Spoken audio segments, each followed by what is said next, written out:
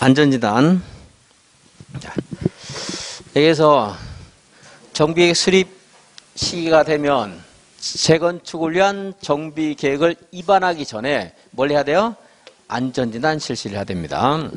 당연히 누가 하는 거예요? 이건 정비 입안권자가 하게 됩니다. 입안권자가 한다. 뭐 이건 틀리게는 안 해요. 이거는 안전진단 실시 입안권자가 해서 안전진단 전문기관에서 안전진단을 실시하면 보고서를 제출하겠죠. 이렇게 보고서 작성해서 이제 입안권자에게 이제 하면 입안권자는 이 보고서와 주변의 여러 가지 주거환경이라든가 도시계획과 결부해서 재건축을 한 정비계획을 입안할지 말지 결정을 해요. 이제 그러면은 정비계획 입안 여부를 결정하면 얘네들이 다시 특별시장, 광역시장, 토지사에게 이 보고서를 제출해야 돼요. 제출합니다. 여기 입안권자는 얘는 좀 애매해요. 사실 얘는 그냥 여러분들 공부하기 쉽게 얘는 버리고 말하겠습니다. 기억해 줄게. 자, 별 시장, 군수, 구청장이 입안했어요.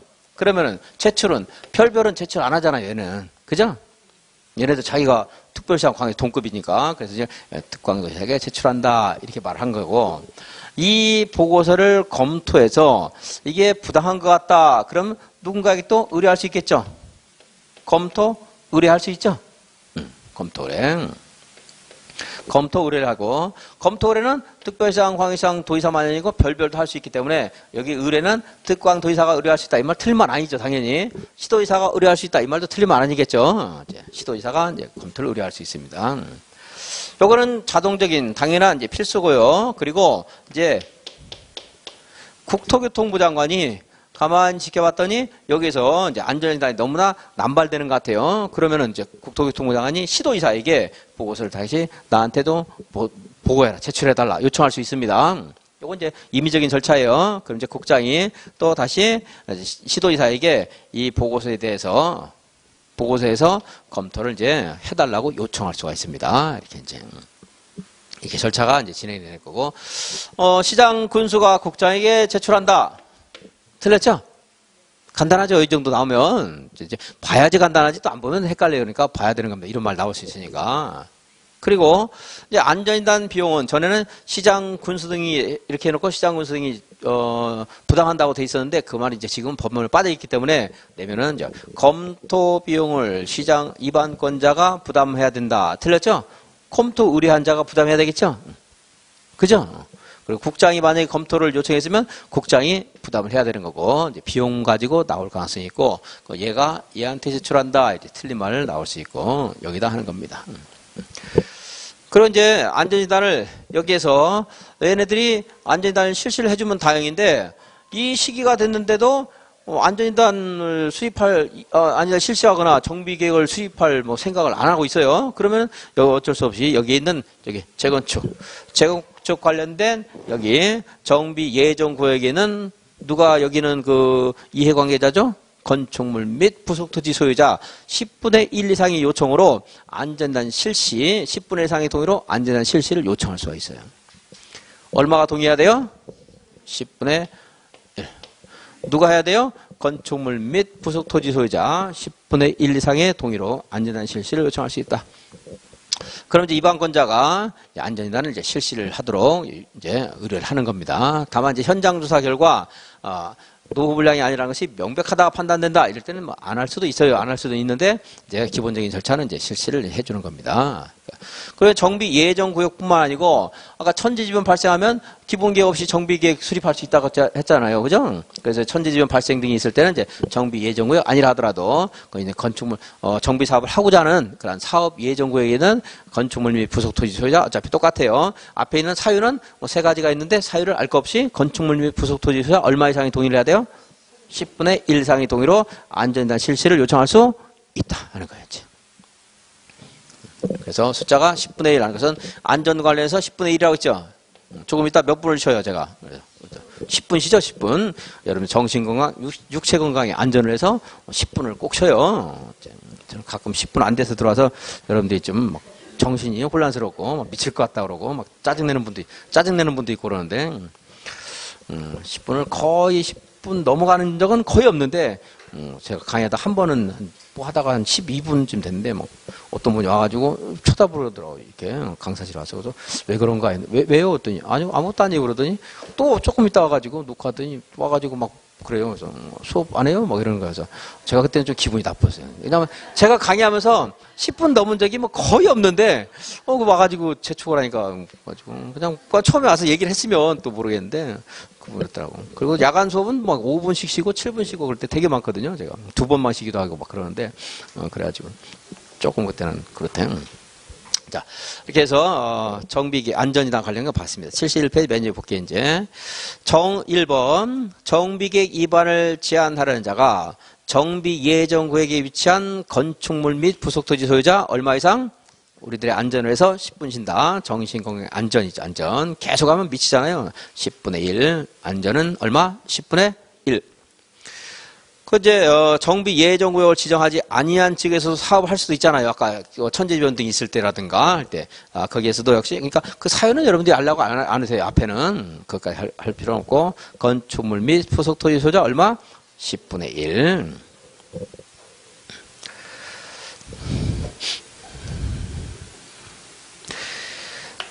그리고 이렇게 위반권자는 안전진단에 드는 비용을 지금 10분의 1 요청을 했잖아요.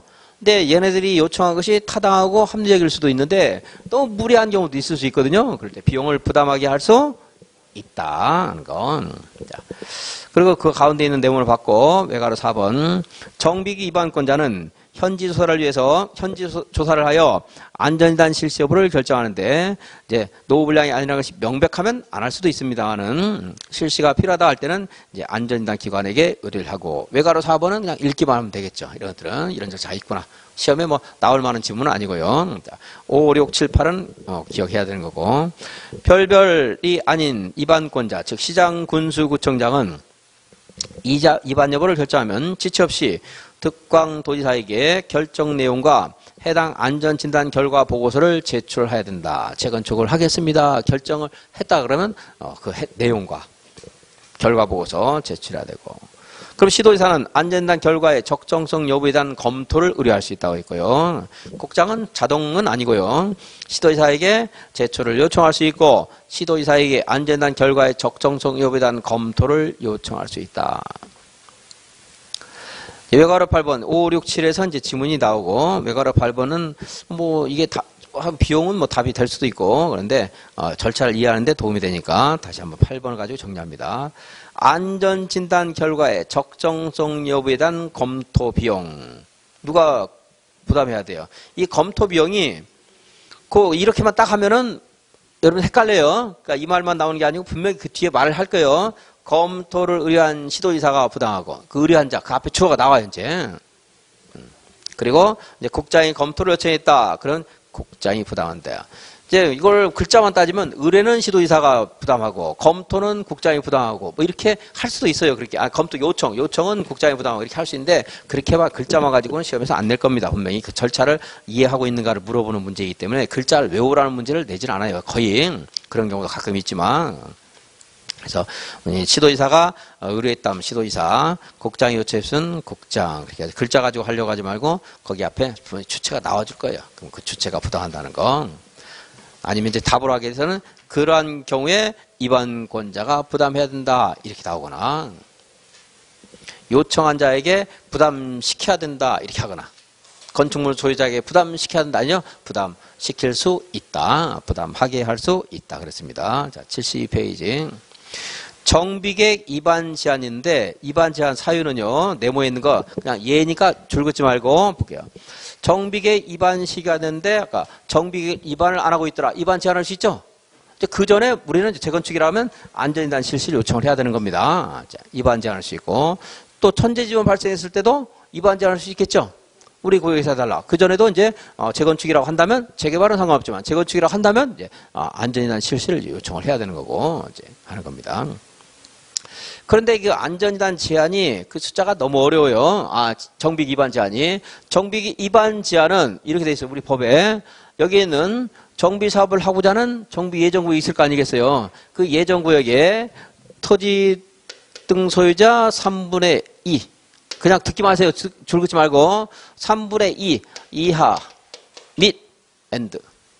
토지 면적 3분의 2 이하의 범위에서 시도 조례가 정하는 비율 이상의 동의를 받아. 말이 어려워요. 여기 이하 또 이상의 동의.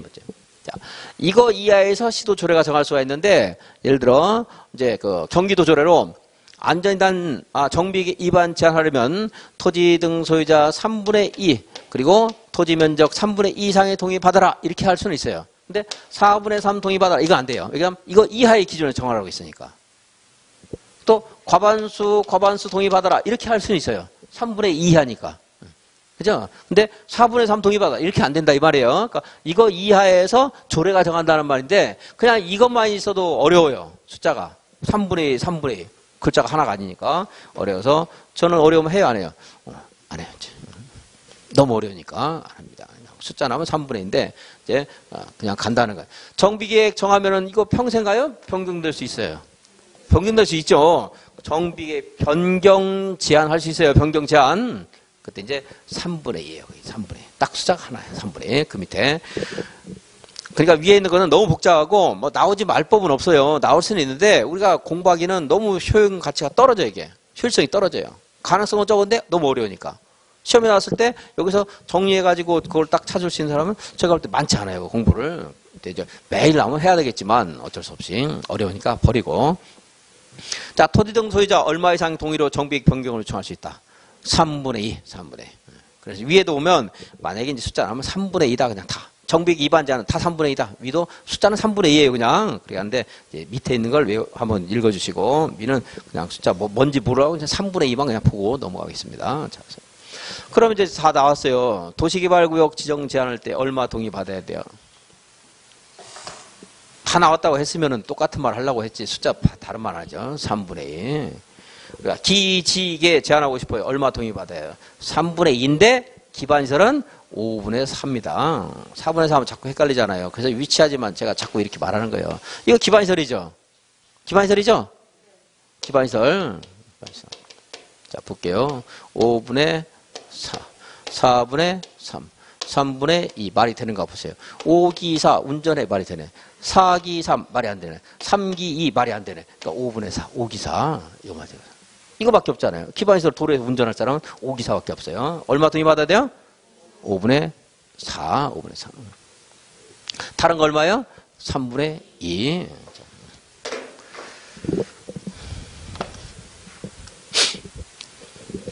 다 외우면 이거 안 하려고 했더니 다 못 외운 분이 있으니까 이렇게 헷갈려요. 외웠다가도 또 그때 또 시험장 가면 이게 생각나요. 또 이제 생각나는데 뒤에서 보면 틀리고 그러니까 이렇게 또 하고 숫자는 어쩔 수 없이 이렇게 외울 수밖에 없죠.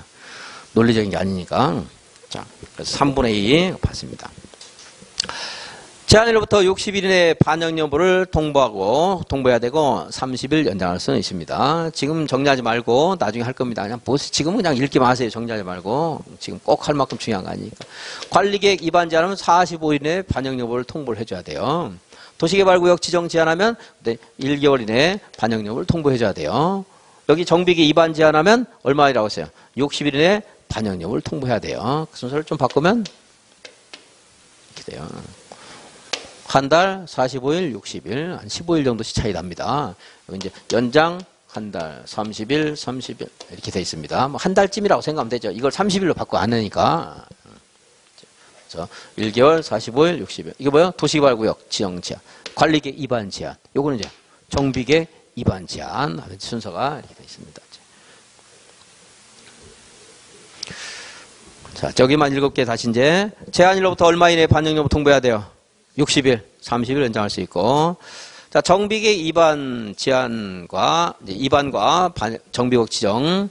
주민들에게 다 일일이 서면으로 통보합니다. 상대방이 딱 제한되잖아요. 그죠? 제한 안 되면 통보를 할 수 없죠. 이제 공고하는데 이거 딱 정해져 있잖아요. 그러니까 공동구가 설치면 공동구 전용 예정자에게 통지하고 이런 것들은 상대방이 딱 정해져 있거든요. 여기도 통지하고 그리고 주민설명회와 얼마 이상 공람시키라고 했어요? 30일 이상. 그리고 지방의 의견 60일 이내 의견 제시. 심의를 거쳐서 이제 지정을 하고요. 뭐 협의가 있네 없네 여러분들 그런 거 외우려고 할 필요 없어요. 그거 문제집에 내는 경우 있는데 그런 거 안 냅니다. 실제 시험에서. 그리고 뭐 그거보다도 훨씬 더 지엽적인 것도 내기도 되지만 이제 그런 부분은 공부를 하는 부분이 아니라는 거예요. 공부를 해야 될 분이 따로 있는 겁니다.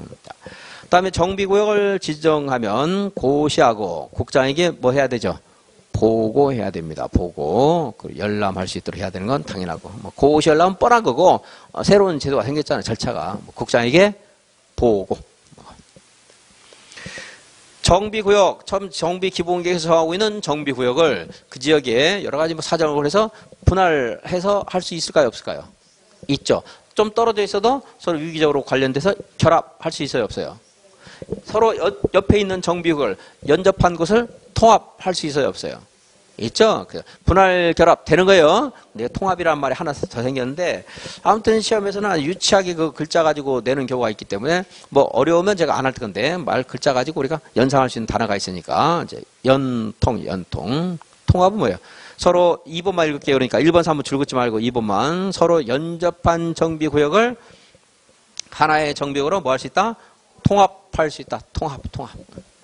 지문지에 은근슬쩍 연접한 곳을 하나의 정비구역으로 결합할 수 있다. 이렇게는 안 될 겁니다. 만약에 분할과 결합 통합에 대해서 직접적으로 뭔가 물어보는 듯한 뉘앙스 있을 때 이걸 이제 그렇게 해가지고 찾으라고 되는 거지. 뭐 글자, 문장에 막 용어 쭉 절차에서 나오면서 중간에 연접한 곳을 결합할 수 있다. 이렇게는 안 될 거예요. 이제 여기에 있는 정비구역의 분할과 결합 등이라든가 딱 정비구역에 국한해서 물어볼 때 이 말이 뭐 슬쩍 들어갈지 모르니까 유치하지만 연통이에요. 연통.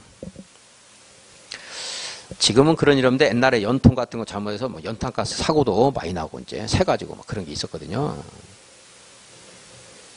여러분들 기억력이 많이 떨어지는 것도 그 사고를 좀 접해가지고 후유증일 수도 있어요. 나이 들면 그 후유증이 나타나더라고. 그때 막 교실에서도 연탄가스 먹고 그러잖아 우리가. 옛날에 그랬습니다. 석탄 같은 때고 조개탄 때고 그러면서.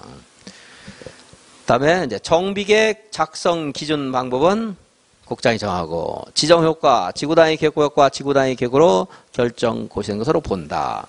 또 지구단위 계획구역에 정비계획에서 포함할 사항을 모두 포함한 지구단위 계획이 결정 고시되면 해당 구역은 정비구역으로 지정 고시된 것으로 보고 해당 지구단위 계획은 정비계획으로 본다. 그다음에 주거환경 개선구역은 정비구역이 지정 고시가 있으면 다음 지역으로 결정 고시된 것으로 본다. 이제 주거환경 개선 사업은요, 이제 정비구역이 지정되면 여기서 이제 사업을 해야 되잖아요. 사업 시행자 하는 게 나오죠. 사업 시행자. 이제 주거환경 개선 사업은 23조 1항 이제 여기는 1호, 2호, 3호, 4호 사업이 있습니다. 그리고 혼용하는 것도 있어요. 이거 섞어 쓰는 거. 정, 수, 환, 관이에요. 이건 정비 기반시설을 설치하거나 확충해주고 사업시행자가 주택은 스스로 개량하는 방식. 그래서 이제 사업시행자가 토지와 건축물을 수용해서 주택을 건설해서 토지 등 소유에 우선 공급하거나 대지를 조성해서 공급하는 방식. 환지는 주거환경 개선 구역에 있는 토지 등 소유자의 토지가 좀 비합리적으로 비효율적으로 지금 필지가 형성되어 있을 것이거든요. 환지를 통해서 주거환경을 개선하는 방식. 이건 이제 주거환경 개선 구역에 있는 토지를 수용하는 게 아니고 그냥 그대로 둔 채 사업자행자가 주택과 부대시설, 복리시설, 즉 아파트 단지를 조성해서 그 주택, 부대시설, 복리시설을 토지 등 소유자에게 공급하는 방식. 관리처분 계획에 따라서. 우리가 이제 적극적으로 분양 신청하는 거죠, 여기는. 이런 방식이 있는데, 잘 보면, 정비 기반시설만 설치를 해줘요. 주택을 철거합니까, 안 합니까? 안 해요. 그죠? 요거는 이제 주택을 철거합니다. 그래서 여기는 토지 등 소유자 동의 안 받아요, 원칙적으로. 이건 동의 받아야 돼요. 동의 받는데, 이 중에서도 특히, 환지는 필지를 잘 정리해서 쪼개서 우리가 나눠 갖는 거잖아요. 대규모 아파트 단지가 조성될 가능성이 별로 안 많아요. 그죠? 수용했어요. 철거해서 아파트 단지 크게 만들겠죠, 당연히. 그죠? 관리처분 방식도 그 방식이에요. 그래서 2호나 4호는 좀 고층 아파트가 만들어질 가능성이 많습니다. 현실적으로 100%나 봐도 무방해요. 자, 그래서 얘는 3종 일반 주거지역. 몇 호가요? 2호, 4호. 정수환관. 근데 정환 이것은요. 그냥 우리가 알아서 우리 집 하나 새로 짓는 겁니다. 그러니까 여기는 2종 일반 주거적을 보고. 1호와 3호는 몇 종? 2종. 2호와 4호는 3종으로 본다 하는 거예요. 그래서 23조 1항 1호, 3호 그러니까 정수, 환관 순서 알아야 돼요. 그리고 그 무엇을 의미하는가를 알아야 됩니다. 이게 곳곳에 나와요. 시험에서 스스로 계량 방식, 현지 계량 방식 이렇게 절대 안 나와요. 시험에서 혹시 나오면 23조 1항 1호 방식 이렇게밖에 나올 수가 없어요. 말이 너무 기니까. 그리고 3호 방식 이제 얘네들은 2종 일반 주거죠. 2호, 4호는 하나씩 더 더해줘야 되겠죠? 1, 3보다 2, 4가 하나씩 높으니까 몇 종이야? 3종. 그리고 200세대 이상의 공공건설 민간 임대주택 건설지역은 준주거지역으로 한다. 공공건설 민간 임대주택은 틀리게 절대 안 할 겁니다. 틀리게 하면 그런 거 틀리는 거고. 자, 몇 세대 이상일 때? 그러니까 뒤에 공공건설 민간 임대주택은 그냥 보지 말고 임대주택 정도만 읽고 임대주택도 공공건설 민간 임대주택만 해당되거든요. 근데 그걸 뭐 민영 인가주택 이렇게 틀리게 안 하니까 자, 임대주택 몇 세대 이상? 200세대 이상이다. 그럼 공적인 성격을 굉장히 많이 담당하고 있잖아 지금. 그런 혜택을 더 주는 거죠 이제. 무슨 주거지역이에요. 그러니까 3종보다 높은 건 준주거지역밖에 없죠. 그래서 13은 13 숫자가 하나씩 떨어지니까 2종, 24는 숫자 하나씩 높죠? 3종. 그리고 200세대 이상이다. 뭐야? 준주거지야.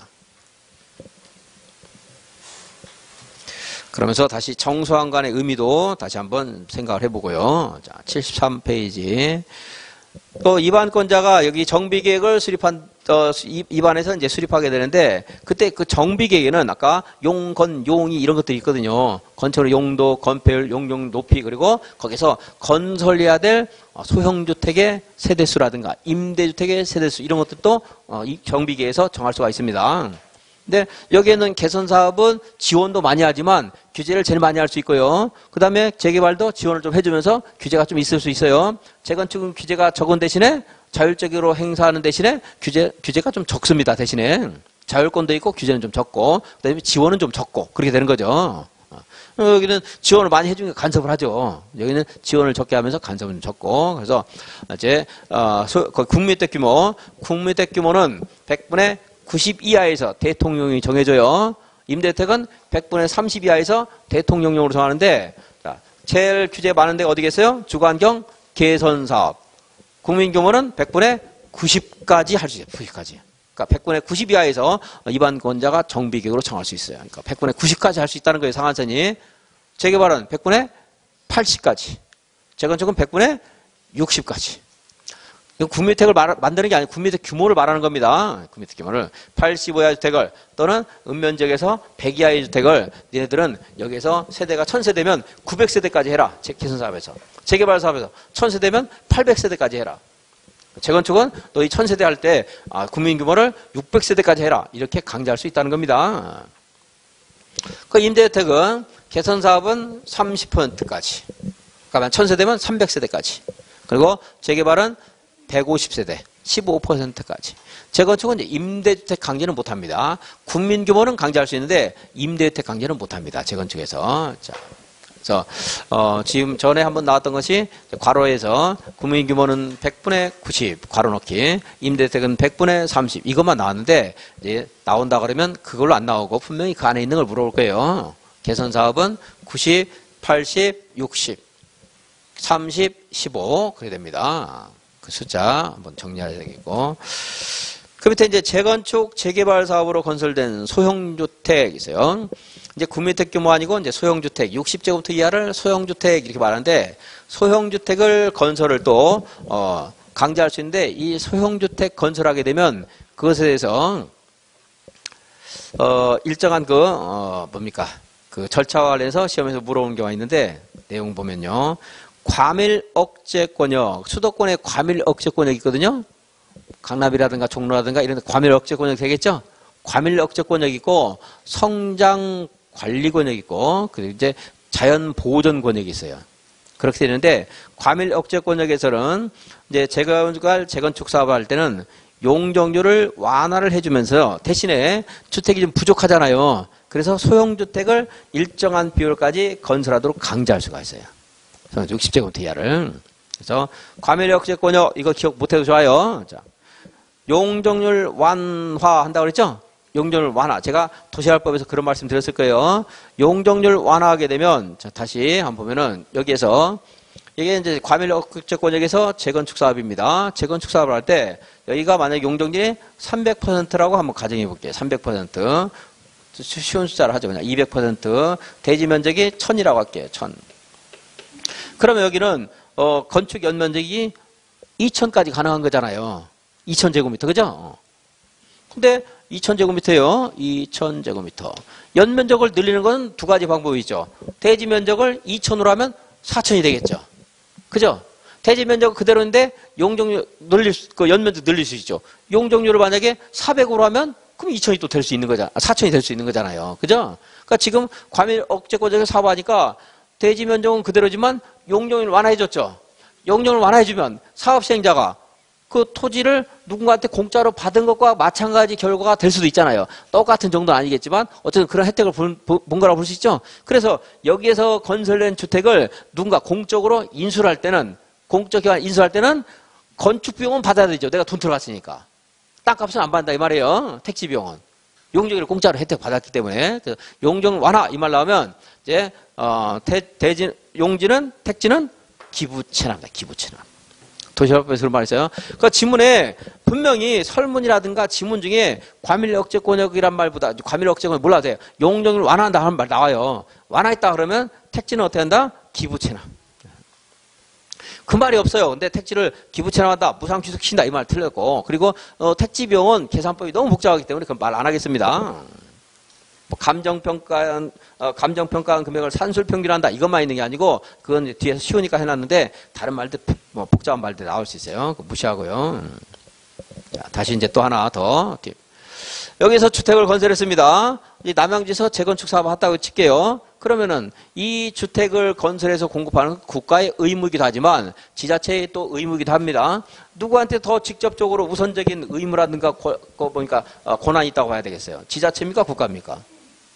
지자체겠죠? 그 지역 주민들이 일단 여기 거주할 거 아니겠어요? 지역 주민이 거주하는 사람도 지역 주민이네. 그죠? 그래서 이제 인수자 지정을 한국공사, 국장이나 시도의사, 시장, 군수구청장이 인수를 할 수가 있는데 이 소형택을 인수는 누가 우선권이 있다? 지자체. 시도의사, 시장, 군수구청장이 나오면 맞고 국장이 우선 나오면 틀렸어요. 근데 이제 주택법은 시도의사가 우선 인수한다고 돼 있고 다른 데는 도시활법과 정비법에서는 시도의사, 시장, 군수구청장이 우선 인수한다 이렇게 되는데 그 뒤에 있는 붙어있는 말이 다르다는 건 차이점 구별할 필요 없습니다. 그까지 구별하려면 너무 어려우니까. 자, 제가 말한 취지는 잘 들으면 이해할 수 있을 거예요. 자, 국장이 우선 인수해야 된다. 틀렸어요. 지자체가 우선 인수해야 한다. 맞았어요. 근데 그 말이 이제 정비법에서는 시도의사, 시장군수구청장이 나오고 주택법은 시도의사가 나오는데 그건 구별하려고 하지 말고 자, 국장보다 누가 지자체가 우선한다. 이렇게 그냥 읽으세요. 근데 지자체에 우선권을 줬더니 지자체가 돈이 없을 수가 있잖아요.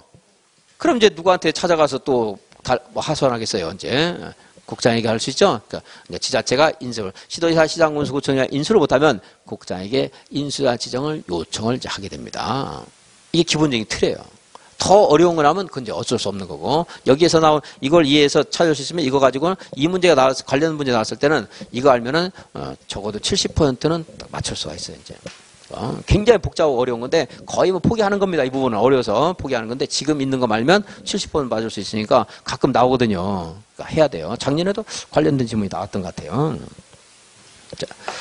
그래서 과밀억제권역 뭐 이런 것들 기억하려고 하지 말고 60제곱미터 이것도 기억할 필요 없어요. 그냥 부수적인 거라 생각하시고 자, 용적률 완화 이 말이었습니다. 그 밑에 건설한 소형주택은 국장, 시도의사, 시장, 군수구청장 또는 토지택공사 등에게 공급해야 된다.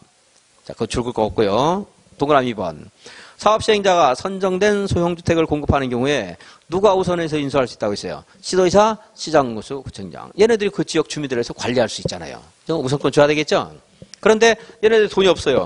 그럼 이건 뭡니까? 이걸 소형주택을 내가 누군가 인수할 수 있을 기회를 줘야 되는데 그래서 그때는 이제 시도의사, 시장군수구청장이 인수했을 때 시도의사가 국장에게 인수자 지정을 요청해야 된다. 이제 국장이 인수자 지정하는 절차 같은 게 지문에 나올 수 있습니다. 이제 그런 것들은 버리고 이제 지금 공부한 가지고 답을 찾아보고 그게 없으면 다른 거 지문에서 좀 상식적으로 접근할 수 있는 걸로 그냥 찾아서 찍을 수밖에 없습니다. 얘가 답이 되면 좋고 그렇지 않으면 이거 아닌 거 가지고 여러분 판단해서 이제 찍어야 돼요. 얘가 답이 되면 맞추는 거고 아니면은 확률이 한 50% 되는 거고 이제 전체에서 70% 된다는 거예요, 확률이.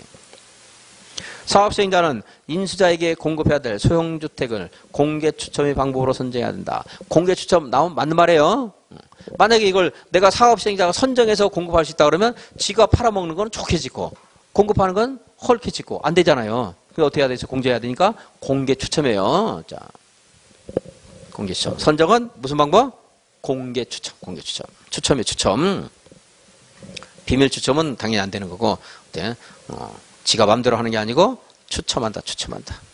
소형주택의 공급 가격은 공공건설 임대택의 표준 건축비, 이건 볼 필요 없어요. 뭐 건축비는 다 무슨, 이 건축비의 내용이 다른데 그냥 건축비는 받는다 이렇게 생각하시면 돼요. 표준 건축비로 하고, 부속 토지는 인수자에게 어떻게 한다? 기부 체납 방식으로 본다. 이제 부속 토지를 감정 가격으로 한다 이렇게 나올 가능성이 있어요. 뭐가 있으니까 용적률 완화 이 말 있으면 기부 체납.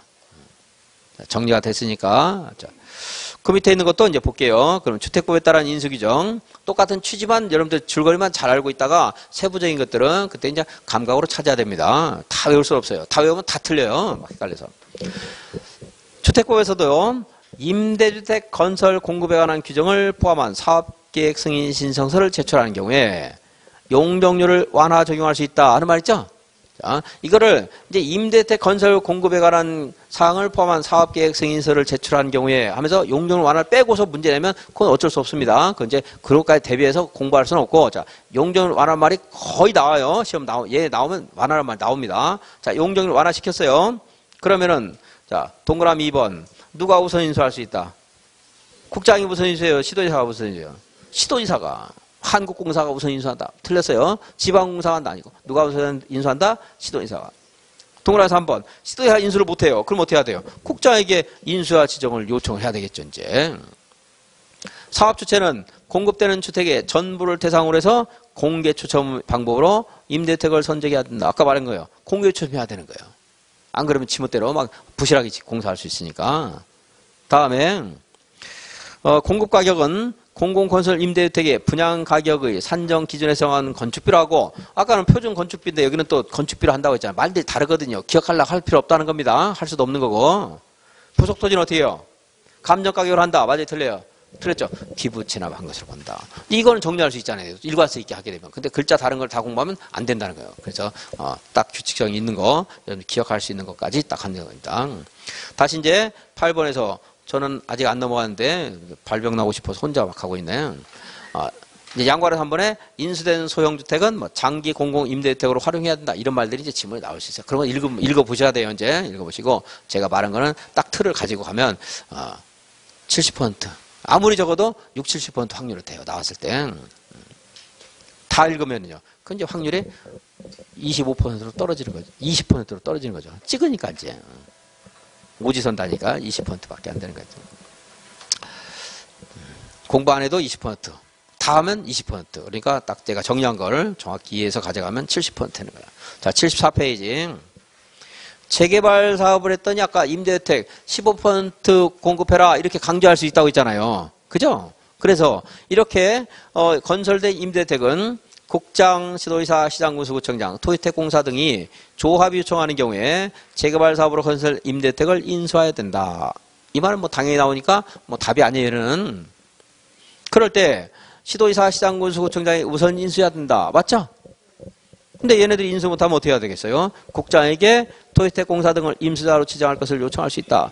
여기에 이제 누구 상대방을 딱 정해준 거가 있고 정해주고 막연하게 있는 경우인데 어차피 막연하게 있어도 국장이 토지택공사 등을 인수자로 지정을 하는 거예요. 한국공사를 지정하는 건데 그 말이 들어간 데 있고 안 들어간 데 있어요. 그걸 무시하는 거예요. 무시. 제가 뭐 언급 안 하는 것들은.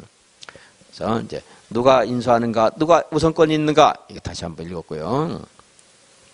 여기 알아서 한번. 인수가격은 건축비의 부속 토지의 가격을 합산한 금액을 하고, 이걸 내가 굵은글씨를 왜 했는가 내가 좀 미친 것 같아요. 기억할 것도 아닌데. 저거네요. 부속 토지 가격을 합한 금액으로 한다. 해야 되네. 부속 토지 가격을 받는다 이 말이에요. 그거 강조하려고 받는다. 건축비 산정 방법을 써놓은 줄 알고 깜빡했네. 부속 토지 가격은 감정평가업자 둘 이상이 평가하는 금액을 산술 평균한다. 이제 감정평가. 돈을 받는다 안 받는다? 받는다. 지금 그 설문에 그 내용에 용적률 완화란 말이 있어요 없어요? 없잖아요 이제. 그렇게 찾으라는 거예요 이제. 도시개발법도 용적률 완화란 말이 없어요. 임대주택 관련해서.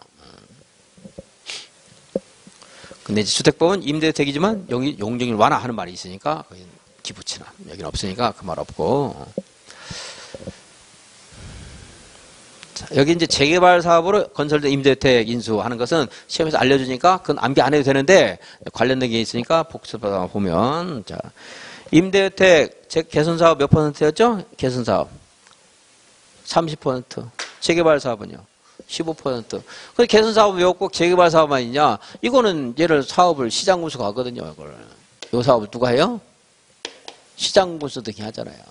아니면 토지택공사 등을 사업시행자로 정할 수 있고 공공시행 하잖아요. 그러니까 어차피 시장군수 지가 임대 만들어서 지가 그냥 관리하는 거예요. 인수할 지정 없어요. 여기는 그러니까 되겠죠.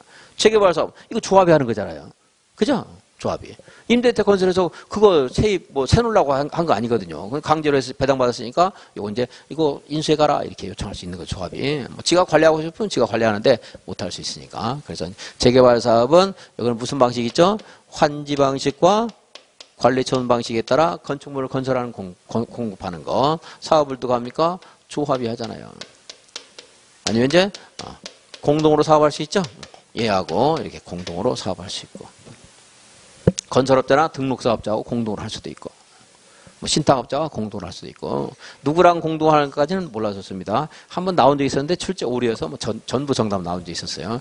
자, 재건축 사업은 무슨 방식이 있어요? 환지하면 돼요 안 돼요? 안 되고 관리처분 방식에 따라 주택, 부대시설, 복리시설 그리고 이제 오피스텔을 공급하는 방법까지 있는 거죠. 이제 오피스텔. 누가 사업을 해요? 조합이 하는 거죠.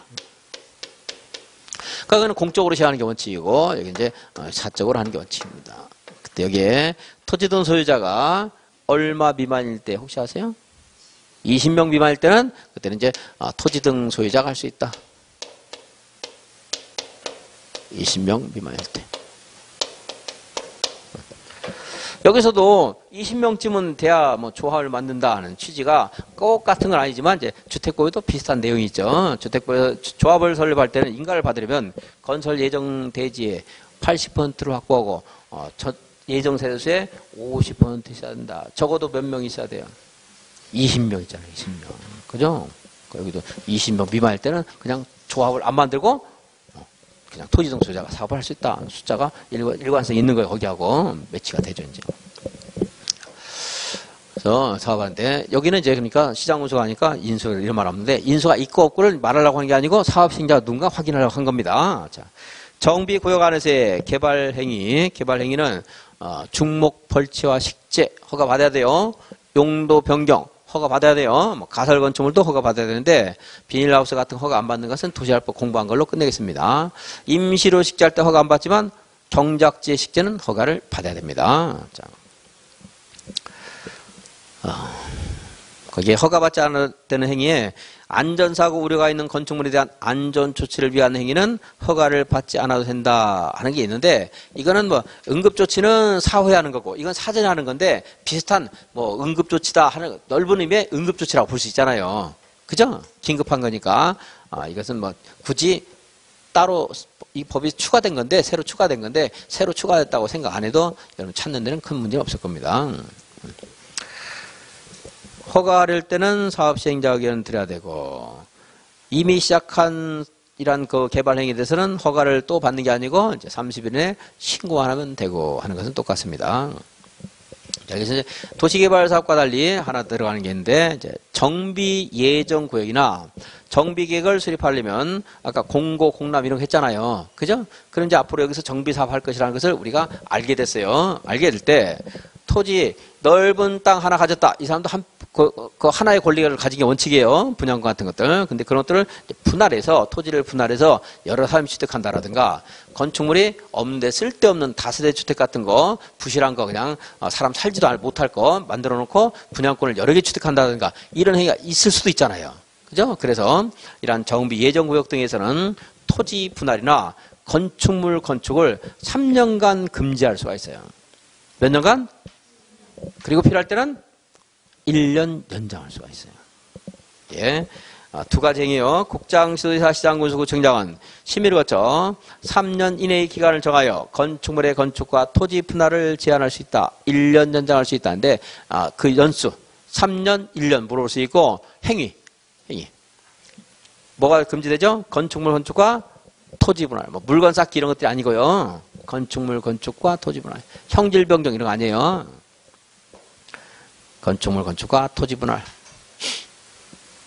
기간을 물어볼 가능성이 좀 더 높고, 괄호 해놓고, 괄호, 기억, 괄호, 니은 해놓고, 금지되는 거예요. 기억에, 건축물 건축, 니은 토지 분할인데, 기억, 건축물 건축, 니은 형질 변경, 디귿, 토석 채취, 디귿은 없었지? 이제 기억, 토석 채취, 이런 식으로 나올 수도 있다는 겁니다. 제한되는 행위, 제한되는 기간, 아셔야 되겠고. 정비구역을 정하면은, 이제 여기서 또 정비사업을 원활하게 진행을 해야 될 거 아니겠어요? 그죠? 제대로 진행을 안 하게 되면, 네가 정비사업을 할 생각이나 의지가 없구나, 능력이 없구나 하고, 정비구역 지정을 해제를 해야 되는 경우가 있고, 해제를 이제 할 수도 있는 경우가 있어요, 이제. 해제를 해야 되는 거 공부하고 할 수 있는 것은 하나만, 숫자만 하나 제가 말하겠습니다. 나중에 두 개를 여러분들이 혼동해도 시험 볼 때 찾을 수 있을 거예요, 이걸. 자, 정비구역 해제를 해야 되는 거 먼저 볼게요. 해야 되는 거. 정비구역을 정했어요. 그럼 여기서 재개발 사업이나 재건축 사업 뭘 해야 돼요? 조합을 설립을 해야 돼요. 조합 설립 인가를 받아야 됩니다. 조합 설립 인가를 받고, 조합이 만들어지면 여기에서 이제 사업 시행 계획서를 작성해서 조합원들의 의결을 거쳐서 조합원 과반수의 찬성이 있어야 됩니다. 사업 시행 계획은 보통의 그런 그 의결은 출석한 조합원 과반수면 되는데, 사업 시행 계획서는 전체 조합원의 과반수가 찬성을 해야 돼요. 조합원 과반수의 찬성을 받아서 사업 시행 계획서를 작성해서 인가를 받고 고시를 합니다. 조합은 인가 받아야 되겠죠. 근데 만약에 시장 군수 등이 사업할 때는 뭐 인가 안 받아도 되니까 괄호했습니다. 사업 시행계 인가 고시가 있으면 이제 여기서 분양 절차를 밟아서 무슨 계획을 수립해요? 관리 처분 계획을 수립하죠. 관리 처분 계획도 인가를 받고 고시를 합니다. 이제 이것은 공사 일정이라고 한다면, 간단히 말하면 이건 이제 공사에서 만들어진 주택을 분양하는 것, 공급하는 것과 관련된 권리 관계입니다. 이제 관리 처분 계획은 언제 수립하는 거예요? 분양 신청 기간이 끝난 날 기준해야 돼요. 끝난 날. 분양 신청 기간이 끝나면 그때 기준해서, 누가 조합원 중에 분양 신청한 사람도 있고 안 하는 사람도 있을 거 아니겠어요. 그죠? 이제 관리 처분 계획 작성해서 이제 공사하죠. 시공합니다. 그런데 정비구역은 그 전에 당연히 뭐가 있어야 되겠죠? 건축물 철거해가 있어야 되겠죠? 노후불량 건축물 있잖아요, 지금. 철거하고 이제 시공해서 공사가 끝났어요. 공사 완료되면 이제 준공사 받고, 준공사 통과되면 준공인가 고시합니다. 이건 이제 준공인가 고시하고, 그리고 나서 이제 공사 완료, 공사 완료 고시하고, 고시하고. 이제 공사 완료했으면 사업은 정수, 환관, 혼용 방식 이런 것도 있지만 관리처분 방식들이 있잖아요. 이 관리처분 방식에 따라서 할 때 지금 절차를 공부하는 거죠. 관리처분 방식에 따라서 했을 때는 여기서 공사가 다 끝났다고 고지하면 여기서 청산금도 다 결정되고요. 여기서 또 환지처분할 때도 우리가 청산금 결정하듯이 청산금 결정하고, 이 절차가 끝나면 이제 소유권이 이전됐다고 이전 고시를 해요. 그럼 이제 이전 고시 한 날 소유권 이전되는 게 아니고, 이전 고시 한 날의 다음 날 소유권은 이전된다. 지체 없이 등기해야 돼요. 이건 주택 문제이기 때문에 14일 이내 등기하는 게 아니고 지체 없이 등기해야 됩니다. 물론 소유권 이전 등기에 관한 등기를 하기 전에 다른 등기 하면 안 되겠죠? 당연히 이제 그런 것들 사진 처분하고 공부한 걸로 이제 짐작하면 되겠어요. 이렇게 진행이 이제 되는데, 자, 조합 설립 인가를 받으려면요, 아까 공부했죠, 앞에서. 자, 사람 머릿수는 다 얼마였어요? 재개발 사업이든 재건축 사업이든 4분의 3. 조합 설립 인가 받을 때, 동의. 그 토지 등소자가 만약에 이제, 거기에 100명이 거기 살고 있다고 쳐요. 토지 등소자 100명에 100명. 얼마가 찬성해? 75명 이상이 찬성을 해야지 조합을 만들 수 있다는 거예요, 이제. 75명 이상이. 그리고 이제 그 찬성한 사람이 가지고 있는 토지 면적이 재개발 사업에서는 절반 이상이 돼야 돼요. 찬성한 사람이. 찬성은 1000명 중에 900명이 찬성했는데 땅을 조금씩 가진 사람이 900명이 찬성했고 큰 땅을 가진 사람 100명이 찬성을 안 해요. 반대를 해요. 근데 그 100명이 가진 땅이 전체 면적의 절반 이상이 돼요. 그러면 사업 못한다 이 말이에요. 그러니까 머릿수도 4분의 3이 돼야 되고 그리고 그 면적이 얼마 이상이 돼야 된다는 거예요. 2분의 1 이상이 돼야 된다 이 말이에요. 무슨 사업에서? 재개발 사업에서. 재건축 사업에서는요. 구분 소유자 머릿수가 4분의 3 이상이 찬성해야 돼요. 1000세대가 있으면 750세대가 찬성을 해야 돼요. 숫자가 너무 크니까 어려우니까 100으로 할게요. 100세대면 75명 이상이 찬성을 해야 돼요. 그리고 그 사람들이 가지고 있는 토지 면적이 75% 이상이 또 돼야 돼요. 4분의 3 이상이 돼야 돼요. 4분의 3. 어차피 의결권이라고 했는데, 의결권은, 이제, 그 공유 지분 면적이 비례하는 거니까, 이제, 토지 면적, 의결권. 의결권은 이제 주택법에 나오는 말이고, 토지 면적이죠. 토지 면적 얼마가 돼야 돼요? 4분의 3이 돼야 돼요. 그런데 주택단지 아닌 곳이 포함될 수 있잖아요. 그 아닌 곳. 그 아닌 곳에서는, 토지 소유자 또는 건축업자 역시 75명 이상이 찬성해야 돼요. 4분의 3이니까. 근데 그 사람이 찬성한 사람이 가진 토지 면적이 얼마 이상이면 돼요? 거기 3분의 2 이상이면 되면 된다는 거고. 그래서 1, 2, 3, 1, 2, 3 한 거예요. 자, 재개발 사업은 앞에는 다 4분의 3인데 재개발 사업 얼마? 토지 면적 2분의 1. 주택단지 밖에 토지 면적 3분의 2. 주택단지 안에서 4분의 3. 그리고 이제 각통 구분 소유자 과반수의 찬성도 받아야 됩니다. 그렇게 해서 이제 조합 설립 인가를 받으면 이렇게 진행하는 거고. 근데 지금 말한 뭐 4분의 3 이런 사람들이 갑자기 어디 한 번에 몰려들질 않아요. 그죠? 그러겠죠? 그래서 이거를 위한 조합 설립 추진위원회라는 게 만들어져야 돼요. 추진위원회. 이것도 이 앞에다 쓸까? 순서상으로. 뭐가 있어야 돼요? 추진위원 하는 게 이제 만들어져야 되는 거죠. 이제 이 추진위원회는 토지 등 소유자 과반수의 찬성을 받아서요. 시장 군수 등의 승인까지 받아야 됩니다. 추진위원회 몇 명 이상 있어야 돼요? 5명. 추진위원회 5명 이상이 있어야 되고 위원장을 포함한 위원 5명과 운영 규정에 대해서 토지 등 소유자 과반수가 그래 니네가 추진위원회 해도 좋다. 운영 규정 보니까 쓸만하다. 동의를 해줘야 돼요. 찬성을 하고. 그래서 이것도 시장 군수 등의 승인을 받으면 그때부터 추진위원회가 만들어진 거예요, 이제. 그럼 얘네들이 이제 부족한 4분의 3을 만들기 위해서 또 동의서를 또 가서 이제 또 출력을 해야 돼요. 받아와야 돼, 이제. 열심히.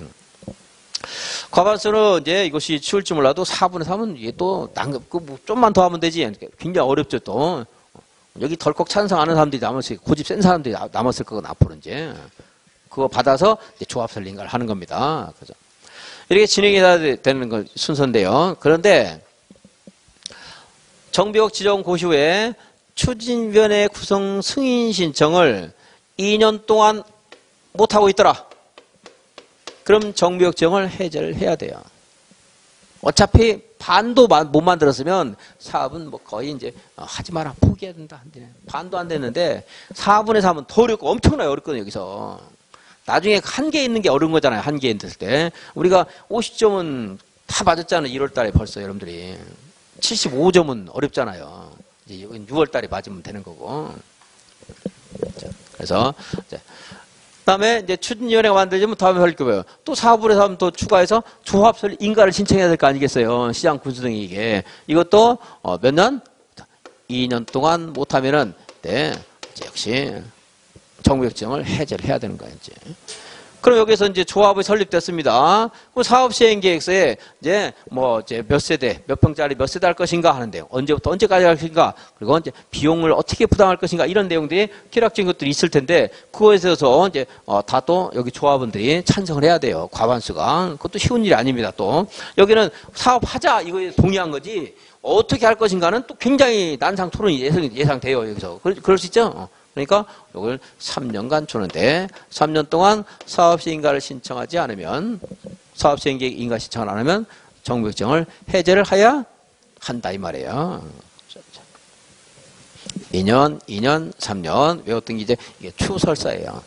추설사 2년, 3년이에요. 설사는 좀 빨라지죠? 3년이에요 이제 1년 줄어들어요. 그래서 정부협정하고 추진위원회 구상 안 하는 경우도 있거든요. 왜 안 하느냐면 얘가 하는 전문적인 지식을 우리들은 없어요. 전문적 지식이. 그래서 시장군수나 토지택공사나 신탁회사가 이제 공공 지원할 수가 있어요. 우리한테. 앞으로 이렇게 진행을 해야 된다. 동의서를 이렇게 받아야 된다. 이런 것들. 공공 지원하게 되면 얘를 만드는 절차가 생략되니까 그렇다고 해서 이거 하고 나서 2년 그러면 안 돼요. 왜냐하면 얘가 또 하는 일이 있거든요. 더구나 과반수 동의도 이미 받아놨잖아요. 근데 추진위가 없으면 초부터 4분의 3 해야 되니까 2년 갖고 안 돼요. 얼마 있어야 돼? 이제 3년 주는 3년. 그래서 얘가 하는 일이 있거든. 3년. 이거는 이제 또 3년. 바로 싸는 경우가 있죠. 왜 바로 쌌어요? 여기 저기. 얘가 할 때. 사업을 재개발 사업을 토지 등 소유할 때 조합 만들어요, 안 만들어요? 안 만들잖아요. 그러니까 바로 싸는 거지 이제. 그러니까 몇 년 줘요 이제? 5년. 1년씩밖에 안 줄어들어요. 그냥. 여기서 또 하는 일이 있거든. 바로 이거 할 수 없어요. 여기서 하는 일이 있잖아요. 그죠? 그래서 이제 2년, 3년, 7년이었는데 추진위원회가 없으면 설사 3년, 6년이 되는 거고 설립 조합 자체가 없으면 바로 사업시행기에 5년 안에 해야 돼요. 정부협 지정하고 5년. 이렇게 해서 이 정도는 정리를 해서 기억할 수 있을 겁니다.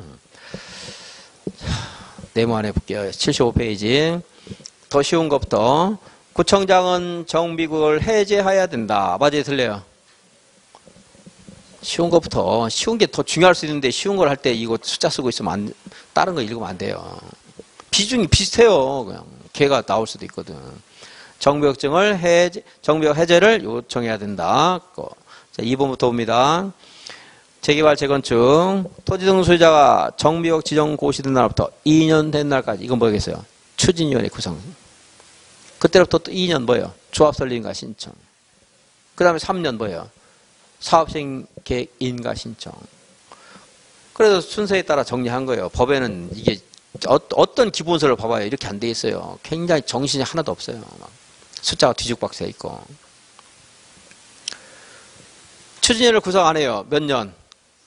정비구역 지정하고 3년 조합 설립인가. 물론 이때로부터 다시 3년 사업시행 계획 되는 거고요. 조합을 아예 안 만들어요. 그럼 정비구역 지정하고 몇 년이에요, 이제? 5년. 여기 재개발 사업은 재개발 측 사업은 이런 경우 없으니까 뭐 당연한 거고요. 그건 알려줍니다. 숫자 정리하시겠고. 구청장은 해제를 요청한다는 말이 2번 있네. 보니까.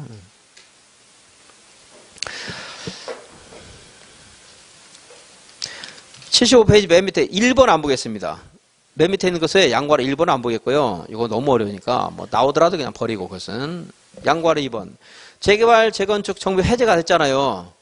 해제되면 이제 정비 사업 같이 안 한다는 거죠. 안 하죠?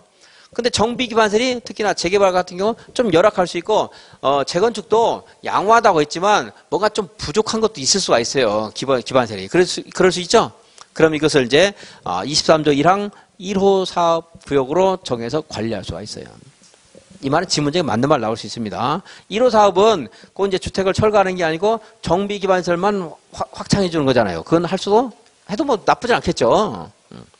그거 그냥 읽으시면 되겠고, 다음에 이제 위로 올라가서 1번 어려운 건데, 요 밑에 이제 너무 어려우면 2번만 해서 2년, 3년, 그리고 3년, 그 다음에 5년 이것만 이제 정리를 잘 하셔도 됩니다. 그런데 3년이 하나 더 나왔는데, 여기 정비 예정구역이 있었잖아요. 여기 예정구역 있죠? 정비 예정구역. 정비 예정구역에서는 정비 수립 시기가 있다고 있어요. 그죠? 예정구에서 2020년 5월에 정비계획을 수립하자 이렇게 됐는데, 그럼 이제 그 시기가 되면 정비계획을 수립해서 정비를 정해줘야 돼요. 근데 이게 뭐 기계적으로 딱딱딱 안 떨어지거든요. 여러분들 하루에 뭐 10시간 공부하자, 이게 시험 볼 때까지 계속 지켜지는 거 아니잖아요. 그죠? 이제 그래서 딜레이 될 수가 있거든요. 그것이 기간이 3년이에요, 3년.